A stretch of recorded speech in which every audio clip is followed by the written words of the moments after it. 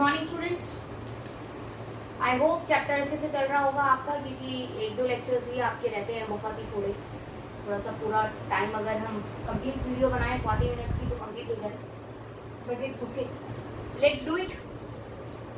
Next आपकी कुछ properties हैं, जो चीज़ें मतलब कुछ टर्म्स हैं जो शो करते हैं आपके कोलाइडल सॉल्यूशंस, तो आप कह सकते हैं कुछ प्रॉपर्टीज हैं एक तरह से, ठीक है। तो उनके बारे में पढ़ेंगे। जनरली आप ये चीज़ पढ़ चुके हैं, मैं आपको बता चुकी हूँ, बट थोड़ा सा दोबारा करते हैं। लेट्स सी, देखिए कोगुलेशन का मतलब क्या होता है, या प्रेसिपिटेशन का मतलब क्या होता है, फ्लोकुलेशन का मतलब क्या होता है। सिंपल सी टर्म्स है।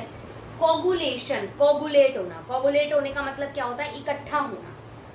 दैट मीन्स छोटे छोटे पार्टिकल्स मिल जाएंगे। आपको पता है कि कोलाइडल सॉल्यूशन के पार्टिकल्स स्मॉल साइज होते हैं बेटा, ये है, लेकिन अगर ये आपस में मिल जाएं तो एक थोड़ा सा बड़ा साइज का पार्टिकल बना देंगे, ठीक है।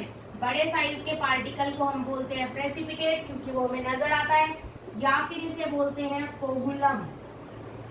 क्या बोलते हैं? कोगुलम, याद रखिएगा।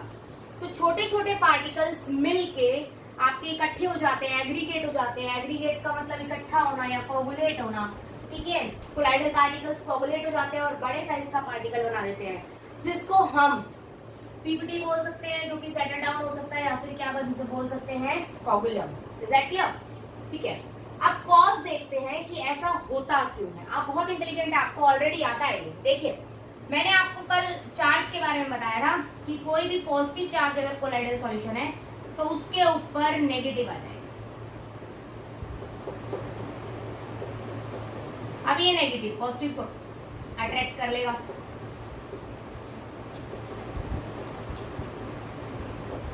बात समझ आई? मतलब क्या है कि कोई पॉजिटिव चार्ज पार्टिकल है तो अपने साथ किसको अट्रैक्ट कर लेगा? नेगेटिव को। और पॉजिटिव और नेगेटिव मिलके क्या हो गए बेटा? ये न्यूट्रलाइज। क्या हो गए? न्यूट्रलाइज। सिंपल सी बात है, आप ये बात अच्छे से जानते हैं कि कोलाइडल पार्टिकल्स के ऊपर ऑलवेज चार्ज प्रेजेंट होता है।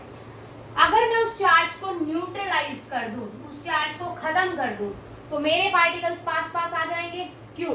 क्योंकि अगर मेरे कोलाइडल सॉल्यूशंस पर चार्ज है, सभी पर, सभी प्लस है या सभी माइनस है, बेटा सेम चार्ज लेना है, क्योंकि कोलाइडल सॉल्यूशंस या तो पॉजिटिव चार्ज होते हैं या नेगेटिव चार्ज। अब मेरे जितने भी कोलाइडल सॉल्यूशंस हैं सभी पर अगर पॉजिटिव चार्ज मुझे दिख रहा है तो पॉजिटिव पॉजिटिव आपस में क्या करेंगे बेटा? वेरी गुड, क्या करेंगे? रिपल्शन, ठीक है। अब पॉजिटिव पॉजिटिव आपस में रिपल्शन कॉज कर रहे हैं बेटा, एक दूसरे से दूर भाग रहे हैं। इसी रीजन की वजह से कि एक दूसरे से दूर भागते हैं तो ये आपके सॉल्यूशन के अंदर क्या शो करते हैं? ब्राउनियन मूवमेंट भी शो करते हैं। तो ये सॉल्यूशन के अंदर क्या रहते हैं? सस्पेंडेड रहते हैं, मतलब इस तरह से फैले रहते हैं, नीचे सेटल डाउन नहीं होते। बात समझ आई? लेकिन अगर मैं इनके चार्ज को न्यूट्रलाइज कर दूं, सबके पास नेगेटिव आ गया एक एक, तो चार्ज तो बैलेंस हो गया बेटा, न्यूट्रलाइज हो गया। अब प्लस माइनस एक दूसरे को अट्रैक्ट करके क्या कर देंगे? न्यूट्रलाइज कर देंगे। तो ये पार्टिकल सारे एक दूसरे के आ जाएंगे बेटा, पास पास आ जाएंगे, जिसकी वजह से आपका जो बड़े साइज का पार्टिकल है वो बनता है। तो this is the cause for the coagulation. When an electrolyte is added to the colloidal solution, तो जो अपोजिट चार्ज है, अपोजिट चार्ज आयन है आपके इलेक्ट्रोलाइट का, कोलाइडल सॉल्यूशन वो क्या करेगा बेटा? एब्जॉर्ब कर लेगा। एज अ रिजल्ट न्यूट्रलाइज हो जाएगा और कोगुलेट हो जाएगा। Is that clear? तो वो आयन जो आपके न्यूट्रलाइज कराएगा, जैसे अगर आपका पॉजिटिव चार्ज है कोलाइडल सॉल्यूशन, तो नेगेटिव चार्ज आयन आपका न्यूट्रलाइजेशन कराएगा, ठीक है। तो ये नेगेटिव चार्ज आयन को आप बोलेंगे कोगुलेटिंग आयंस। क्या बोलेंगे? Coagulating ions. तो वो आयन जो रिस्पॉन्सिबल होता है फॉर द कोगुलेशन, ठीक है, या फॉर द न्यूट्रलाइजेशन, उसको हम बोलते हैं कोगुलेटिंग आयन।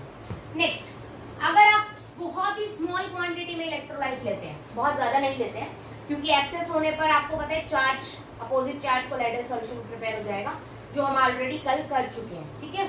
तो बहुत ही स्मॉल क्वांटिटी में अगर आपने इलेक्ट्रोलाइट लिया तो कोगुलेशन की प्रोसेस का स्पेशल नेम है, दैट इज फ्लोक्यूलेशन। क्या है? फ्लोक्यूलेशन, ठीक है बेटा, FLOCCULATION, flocculation. Is that clear बेटा जी? तो अगर इलेक्ट्रोलाइट ज्यादा क्वांटिटी में हो तो टर्म बोलेंगे कोगुलेशन, अगर कम क्वांटिटी में हो तो टर्म बोलेंगे फ्लोक्यूलेशन। डन? Coagulating value. अब ये क्या है, ध्यान से समझिएगा। आपका दूध जो है वो कोलाइडल सॉल्यूशन है, आपको मैं ऑलरेडी फर्स्ट या second lecture of the colloidal particles में करा चुकी हूँ, ठीक है। दूध के अंदर आपने आधा चम्मच दही डाली, क्या हो जाएगा, सारा का सारा दूध दही में कन्वर्ट हो जाएगा। दैट मीन्स कोलाइडल सॉल्यूशन के पार्टिकल्स कोगुलेट हो गए। कोगुलेशन ही है बेटा ये भी, दूध में थोड़ी सी दही लगाना या खट्टा लगाना ताकि वो दही बन जाए, it is a process of coagulation. तो वो थोड़ा सा अमाउंट जो, मतलब दैट मीन्स वो अमाउंट जो आपकी दही को जमा सकता है, वो क्या, सॉरी, दूध को जमा के क्या बना सकता है, दही बना सकता है, वो थोड़ा सा अमाउंट क्या कहलाएगा, कोगुलेटिंग वैल्यू या कोगुलेशन वैल्यू। अब बेटा इसकी एक डेफिनेशन आ गई, आपके पास कोलाइडल सॉल्यूशन फिक्स कर दिया, उसने 1 लीटर लेना है, तो 1 लीटर कोलाइडल सॉल्यूशन को कोगुलेट करने के लिए जितना अमाउंट इलेक्ट्रोलाइट का चाहिए वो क्या कहलाएगा, coagulating value. The minimum amount of electrolyte which must be required to complete coagulation of 1 liter of solution।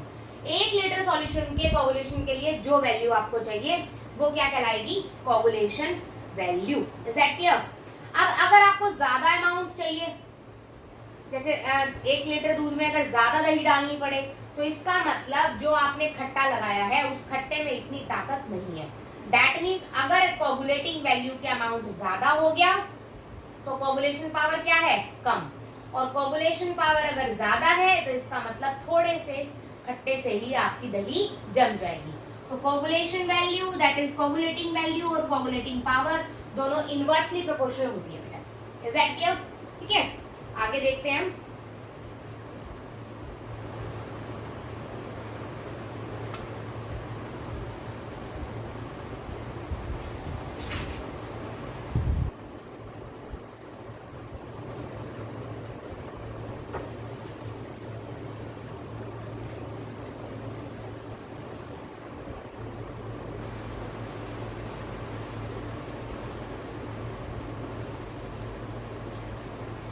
Next है बेटा मेथड्स ऑफ कोगुलेशन।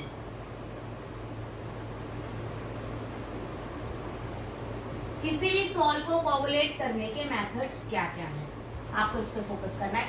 मैं सबसे फर्स्ट मेथड करा रही हूँ बच्चा, बाय एडिंग suitable electrolyte।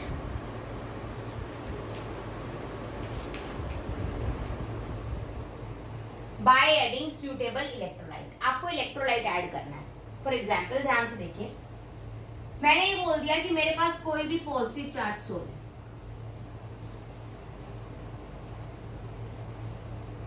ठीक है। पॉजिटिव चार्ज सोल अगर आपके पास है तो इसके अंदर आप क्या डालेंगे बेटा,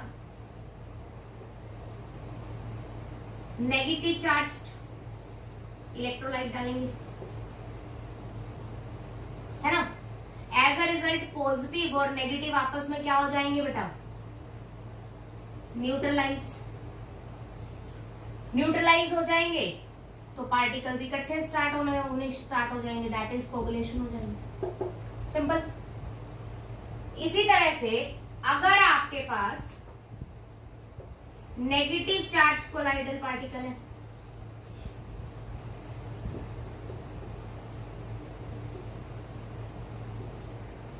तो इसके अंदर इंसर्ट करेंगे आप क्या बेटा, positive electrolyte, then same positive और चार्ज आपके क्या हो जाएंगे, नेगेटिव, न्यूट्रलाइज, और क्या हो जाएगा, कोगुलेशन। तो फर्स्ट मेथड है by adding of suitable electrolyte. Proper electrolyte add करने से आप उनको इकट्ठा कर सकते हैं, क्योंकि हमारा मेन फोकस, हमें मेन फोकस किस चीज पे करना है बेटा, हमें मेन फोकस करना है किस चीज पे, न्यूट्रलाइजेशन पे। क्योंकि अगर मैंने चार्ज खत्म कर दिया तो इसका मतलब मेरे पार्टिकल्स नीचे बैठ जाएंगे, सेटल डाउन हो जाएंगे। तो मेरा मेन फोकस है न्यूट्रलाइजेशन पे, चार्ज को न्यूट्रलाइज करना है, चाहे किसी भी तरह से करें, ठीक है। तो यहाँ पर चार्ज को न्यूट्रलाइज करने के लिए हार्डी-शेल्ज़े रूल है आपके पास, ठीक है। हार्डी-शेल्ज़े रूल 2-3 बातें बोलता है। पहली बात बोलता है कि जो आपका कोलाइडल सॉल्यूशन है, जैसे कोलाइडल सॉल्यूशन आपका क्या है बेटा, पॉजिटिव है, ठीक है। कोलाइडल सॉल्यूशन यहाँ पर मैंने क्या लिया, पॉजिटिव, और यहाँ मैंने क्या लिया बेटा, नेगेटिव। तो पॉजिटिव चार्ज कोलाइडल सॉल्यूशन में आपको नेगेटिव चार्ज इलेक्ट्रोलाइट मिलाना है और नेगेटिव चार्ज कोलाइडल सॉल्यूशन में पॉजिटिव चार्ज इलेक्ट्रोलाइट मिलाना है। दैट मींस कोगुलेटिंग आयंस और आपके कोलाइडल पार्टिकल्स के ऊपर चार्ज क्या होना चाहिए, अलग अलग होना चाहिए। क्यों? क्योंकि प्लस प्लस होगा तो रिपल्शन हो जाएगी, नो कोगुलेशन ड्यू टू, समझ आ रहे हैं ना आपको, रिपल्शन हो जाएगी। यहां पर भी कोगुलेशन नहीं होगी ड्यू टू रिपल्शन, ठीक है। यहां पर कोगुलेशन हो जाएगी क्योंकि प्लस माइनस, तो कोगुलेशन होगी ड्यू टू बेटा न्यूट्रलाइजेशन। बात समझ आई? ठीक है। तो पहली बात कोलाइडल पार्टिकल्स पे और आपके कोगुलेटिंग आयंस पे चार्ज क्या होना चाहिए, अलग अलग होना चाहिए। सेकंड पॉइंट, चार्ज जितना ज्यादा होगा, जैसे +3 है तो ये 3 नेगेटिव को अपनी तरफ अट्रैक्ट कर सकता है, ठीक है। और अगर मैं +1 बोलूं तो ये सिर्फ 1 नेगेटिव को अपनी तरफ अट्रैक्ट कर सकता है। तो बेटा चार्ज ज्यादा होगा तो वैल्यू भी क्या होगी, ज्यादा। कोगुलेटिंग वैल्यू क्या होगी, कोगुलेटिंग पावर क्या होगी, सॉरी, ज्यादा। तो चार्ज अगर ज्यादा है तो कोगुलेशन की पावर भी क्या होगी, ज्यादा। लेकिन अगर चार्ज अगर ज्यादा है तो वैल्यू क्या होगी, कम। एग्जाम्पल देखो, यहां पर +3 आयन है बेटा, माइनस माइनस माइनस 3 नेगेटिव को न्यूट्रलाइज कर सकता है, और यहां +1 है तो बेटा 3 + 1 चाहिए, तब 3 - 1 न्यूट्रलाइज होंगे। समझ आई मेरी बात? तो आप देख रहे हो कि चार्ज ज्यादा है तो आयन क्या चाहिए, सिर्फ 1। चार्ज कम हो गया तो आयन क्या चाहिए बेटा, 3। तो चार्ज ज्यादा तो कोगुलेटिंग वैल्यू क्या होगी, कम, और चार्ज कम तो कोगुलेटिंग वैल्यू क्या होगी, ज्यादा। Al3 पॉजिटिव 3 को करेगा, जबकि Na पॉजिटिव सिर्फ 1 को, तो इसकी कोगुलेटिंग वैल्यू क्या है, कम है, लेकिन कोगुलेटिंग पावर क्या है, ज्यादा। इसी तरह से यहाँ पर 4 नेगेटिव है बेटा, तो आपको ये नहीं देखना कि छोटा तो -4 है तो बड़ा लेना है तो -1, नहीं। -4 का मतलब ये कितने प्लस को न्यूट्रलाइज कर सकता है, 4 को, डन। और -1 का मतलब कितने को बेटा, 1 को। तो किसकी वैल्यू ज्यादा है, वैल्यू इसकी ज्यादा है और पावर इसकी ज्यादा है। Is that clear? ठीक है। उसके बाद आगे देखते हैं आपको,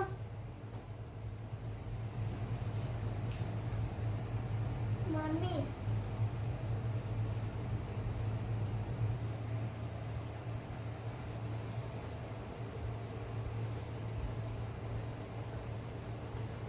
नेक्स्ट कोगुलेशन के 1-2 मेथड्स और हैं जो आप देखेंगे यहाँ पर। नेक्स्ट में बात करूँ फिजिकल मेथड्स की बेटा, की कुछ हार्डवर्क करके या कुछ खुद से कोई काम करके, थोड़ा सा जिसमें कोई ज़्यादा मतलब किसी केमिकल का यूज़ ना हो, ऐसे मेथड्स। सबसे पहले शेकिंग बेटा, आप सिंपली उसको डालो और उसको शेक कर लो, जिससे पार्टिकल्स क्या हो जाएंगे, आपस में जुड़ जाएंगे और आसानी से कोगुलेट हो जाए। या फिर आप उसे हीटिंग कर सकते हैं, ठीक है, या फिर इलेक्ट्रिक फील्ड से ट्रीटमेंट कर सकते हैं। तो मैंने आपको कराया भी इलेक्ट्रोफोरेसिस के अंदर, ठीक है, क्या था उसमें, या कैटाफोरेसिस कह सकते हो आप, ठीक है। तो ये भी कुछ मेथड्स हैं जिसके थ्रू आप कोगुलेट कर सकते हो पार्टिकल्स को।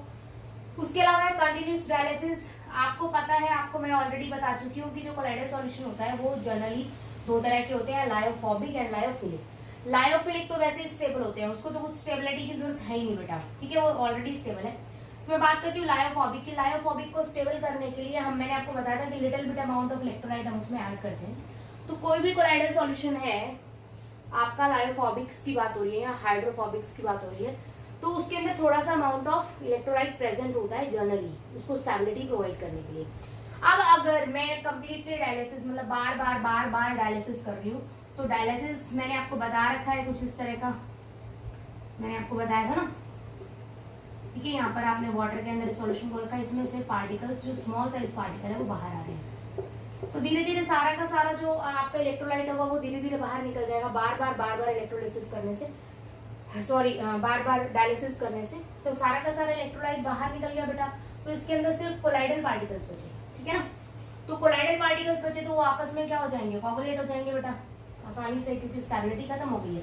स्टेबिलिटी किस वजह से थी, सिर्फ इलेक्ट्रोलाइट की वजह से। इलेक्ट्रोलाइट के हटाते ही स्टेबिलिटी रिमूव हो गई। तो नेक्स्ट है आपका प्रोटेक्टिव कोलाइड्स में। प्रोटेक्टिव कोलाइड्स क्या होते हैं बेटा? आपको पता है कि हाइड्रोफोबिक कोलाइड्स की बात करूं मैं, हाइड्रोफोबिक, या फिर मैं लायोफोबिक की बात करूं,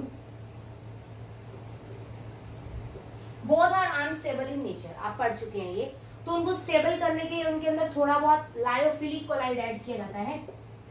मैंने आपसे कोलाइड्स के चैप्टर के अंदर फर्स्ट क्वेश्चन यही पूछा था, what will happen when I add a small amount of lyophilic colloid to the lyophobic colloid. ठीक है, तो क्या होता है बेटा, हाइड्रोफोबिक या लायोफोबिक जो कोलाइड्स आप लेते हैं, दीज आर हाइड्रोफोबिक कोलाइड या लायोफोबिक कोलाइड्स आपने लिए, तो क्या होता है, लायोफिलिक कोलाइड जो आपने थोड़ा सा ऐड किया बेटा, वो आपके कोलाइडल सरफेस के, दैट इज आपके कोलाइडल पार्टिकल का जो सरफेस है उसके ऊपर जाके चिपक जाते हैं।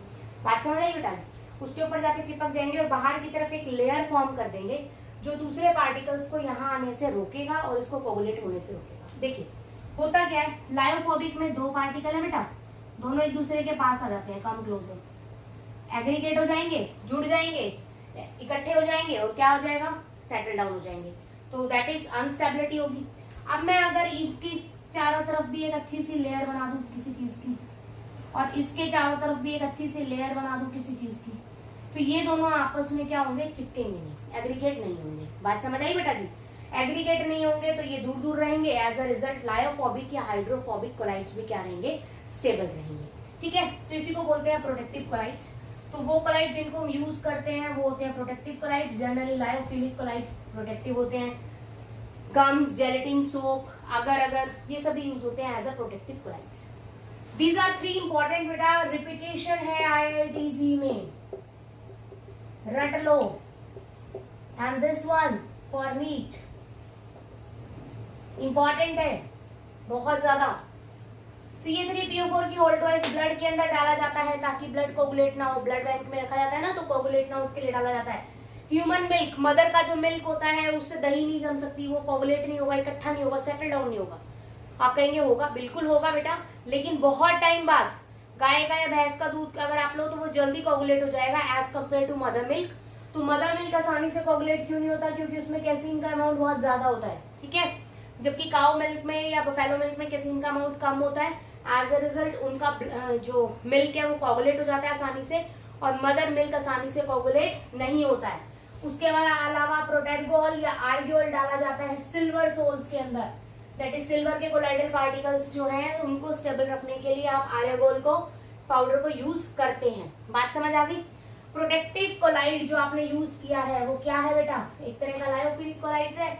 वो क्या करते हैं, लेयर फॉर्म कर देते हैं आपके लायोफोबिक कोलाइड्स के चारों तरफ, जिससे कोगुलेशन प्रिवेंट होती है। दैट्स इट, इसी को बोलते हैं प्रोटेक्टिव नेचर।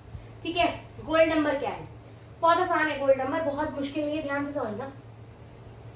आपने बेटा 10 ml रेड गोल्ड सॉल्यूशन लिया है, यहाँ पर 10 ml गोल्ड सोल है बच्चा, ठीक है, कोलाइडल सॉल्यूशन है, डन।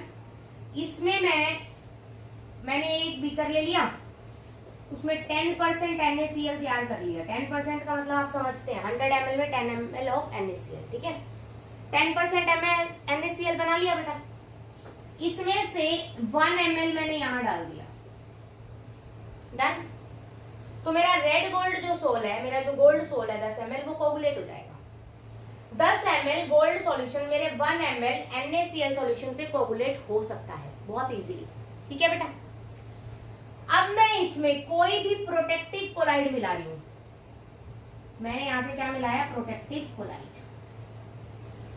अब मैंने यहाँ पे जो पीसी डाला है बेटा, प्रोटेक्टिव कोलाइड डाला है, उसका अमाउंट मिलीग्राम में जो मैंने इसमें डाला है, ताकि मेरा NaCl मेरे गोल्ड सॉल्यूशन को कोगुलेट ना कर पाए, उतने अमाउंट ऑफ प्रोटेक्टिव कोलाइड को मैं बोलूंगी गोल्ड नंबर। दोबारा समझ लो, आपके पास 10 ml गोल्ड सॉल्यूशन है बेटा, और 10% NaCl सॉल्यूशन आपने तैयार किया। उस 10% NaCl में से 1 ml आपने क्या मिलाया, 10 ml गोल्ड में मिला दिया। कोगुलेशन हो जाएगी, बिल्कुल हो जाएगी, बहुत इजीली। तो मैंने कोई प्रोटेक्टिव कोलाइड मिलाया ताकि इन दोनों के मिक्सचर से कोगुलेशन ना हो। तो वो अमाउंट प्रोटेक्टिव कोलाइड का जो इसके अंदर मिलाया जाएगा ताकि गोल्ड सोल क्या रहे, स्टेबल रहे, कोगुलेट ना करे वो अमाउंट कहलाएगा गोल्ड नंबर। ठीक है, वो अगर थोड़ा सा अमाउंट है बेटा, थोड़ा सा अमाउंट डालना मुझे प्रोटेक्टिव कोलाइड का, तो इसका मतलब मेरी प्रोटेक्टिव पावर क्या है, बहुत ही ज्यादा है। और मुझे अगर बहुत सारा अमाउंट डालना पड़ा प्रोटेक्टिव कोलाइड का, तो इसका मतलब मेरी प्रोटेक्टिव पावर क्या है, कम है। तो सिंपल, गोल्ड नंबर की वैल्यू अगर ज्यादा होगी तो पावर क्या होगी, कम। गोल्ड नंबर की वैल्यू कम होगी तो पावर क्या होगी, ज्यादा।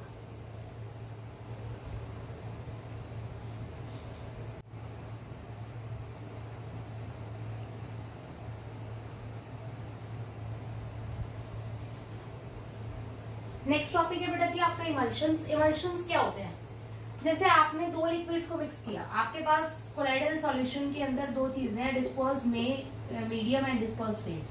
अगर डिस्पर्स मीडियम लिक्विड है और डिस्पर्स फेज भी लिक्विड है, दैट मीन्स दोनों चीजें आपने जो डिसॉल्व की है दोनों अगर लिक्विड है, तो ऐसे सॉल्यूशंस को हम क्या बोलेंगे, इमल्शंस। क्या बोलेंगे, इमल्शंस।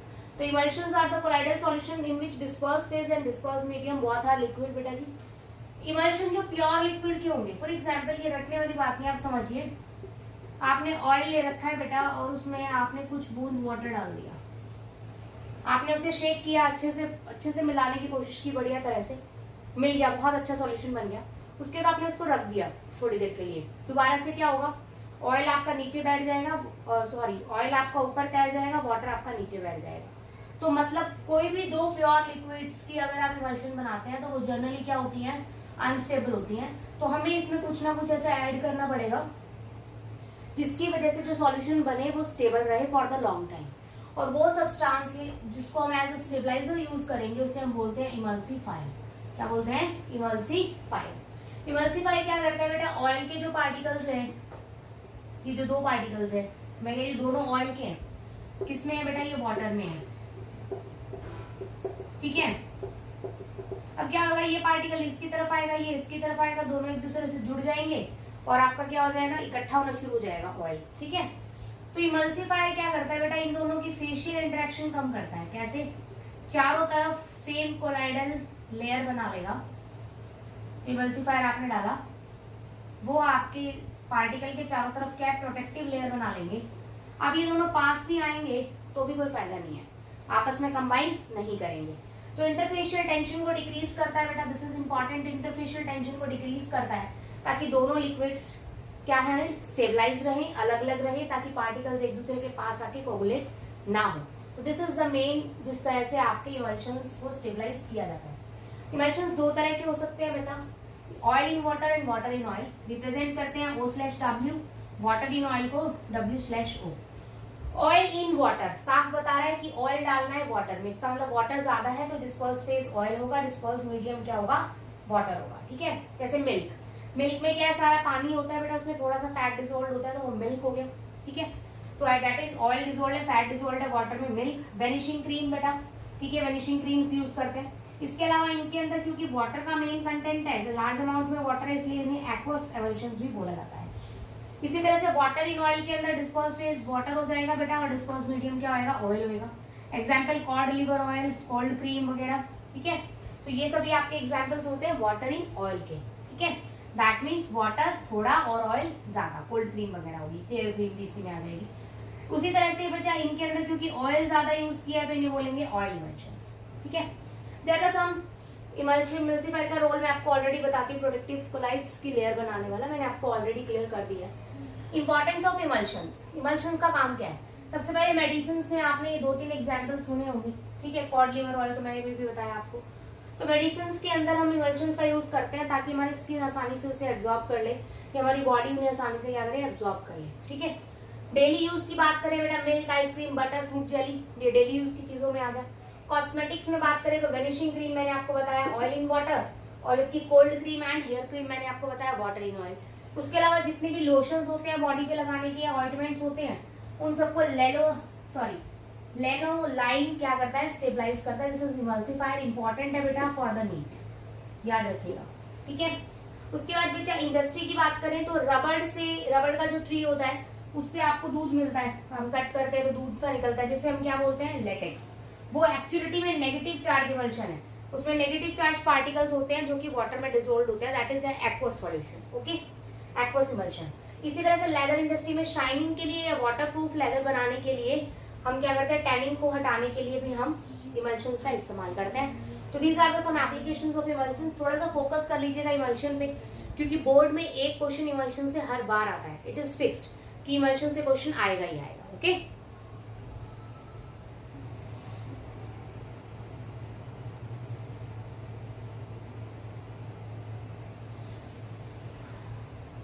इस चैप्टर का लास्ट टॉपिक है बेटा आपका importance of colloidal solution. Colloidal solution की हमारी नॉर्मल लाइफ में क्या इंपॉर्टेंस है। बहुत सारी इंपॉर्टेंस आप अब तक पढ़ चुके हैं पूरे चैप्टर में, तो ये बहुत इजी रहेगा आपके लिए। But it is very important बेटा जी, कंपटीशन के लिए ये बहुत इंपॉर्टेंट है।